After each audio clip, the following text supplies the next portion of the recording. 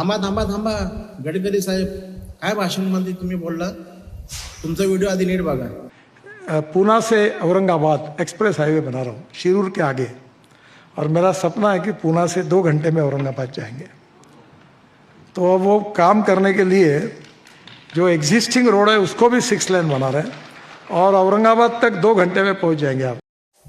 नितीन गडकरी साहेब, एक फक्त विनंती आहे, तुम्ही तुमच्या भाषणामध्ये पुणेकरांचं, अहिल्यानगरच्या लोकांचं, शिरूरच्या लोकांचं चांगली तुम्ही काळजी घेतली. तुम्ही 2 तासामध्ये छत्रपती संभाजीनगर या ठिकाणी पोहोचण्यासाठी तुम्ही अतिवेगाने तो 6 पदरी रस्ता करणार आहे. परंतु तुमच्या भाषणामध्ये वारंवार औरंगाबाद औरंगाबाद, ते कळत नव्हतं मला की छत्रपती संभाजीनगर म्हणायचं आहे का औरंगाबाद म्हणायचं आहे, का तुमच्या जिभेवर ते अजून औरंगाबादच आहे.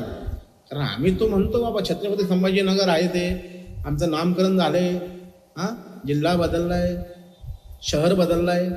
त्याच्यामुळं तुम्ही जे सांगणार आम्ही तेच बोलणार ना. कुठून आमच्या तोंडून कुठंतरी आलं औरंगाबाद, मग तुमच्या लोकांना सांगा की आम्हाला कुठं मारू नका म्हणून. ही विनंती आहे गडकरी साहेब.